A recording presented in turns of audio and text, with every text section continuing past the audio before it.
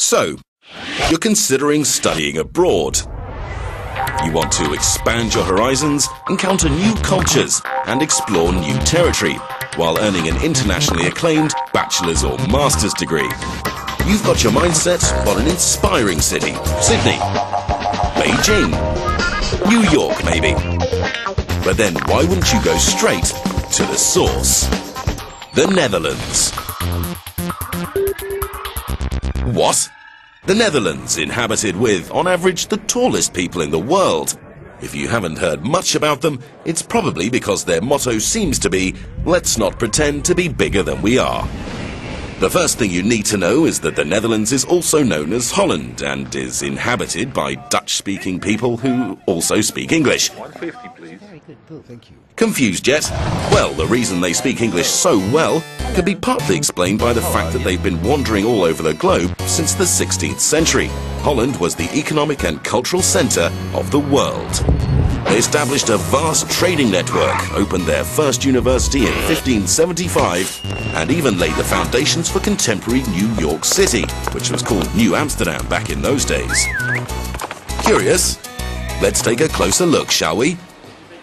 Just who are these tall, internationally minded entrepreneurs living at the heart of Europe? At first sight, the Dutch are uncomplicated, but in a rather complicated way. Johan Cruyff, their most famous soccer player, once said, "Every disadvantage has its advantage." He managed to bring soccer to a whole new philosophical level. This remarkable, say, out-of-the-box approach to analysing and solving problems is something they put to good use in the 14 research universities and 40 universities of applied sciences around the country. The Dutch democracy is home to over 190 different nationalities, living in its many cities and villages. One has to admit that the Dutch are generally open-minded, freedom-loving and tolerant towards foreigners. All told, the Dutch take a very broad view of life, at least in their mind, because their tiny homeland measures only 300 kilometers from north to south and 170 kilometers from east to west. Still, even though the country only covers a 0.008% of the Earth's surface, they have the 16th largest economy in the world. That must be the reason why they drink 136 litres of coffee a year, making you wonder if they ever sleep. Because 2/3 of their country lies precariously below sea level, the Dutch long ago developed a survival through consensus concept that is now commonly known as the polder model.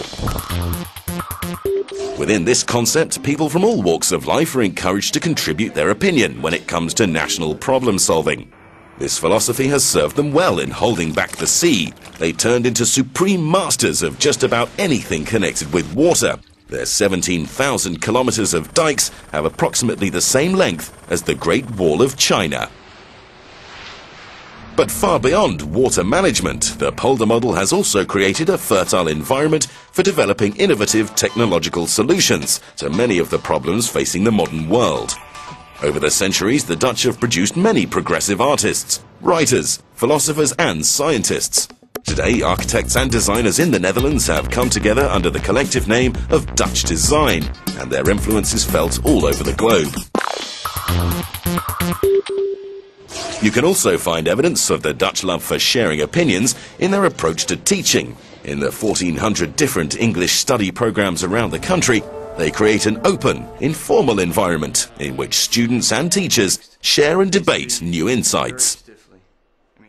For the Dutch, it's much better to debate a question without settling it than to settle a question without debating it.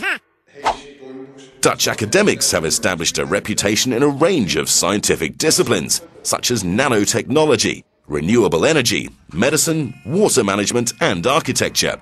The country's higher education programs offer great diversity, high-quality education and excellent research opportunities in an international environment.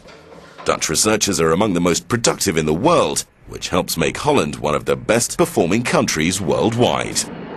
So, on the downside, you'll be spending this next period of your life on a bike in a flat country below sea level. But on the upside, you'll be inspired by great culture and intellectual challenges. and you'll return home with a high-quality international bachelor's, master's or PhD degree in your pocket. So I would almost say, if it ain't Dutch, it ain't much.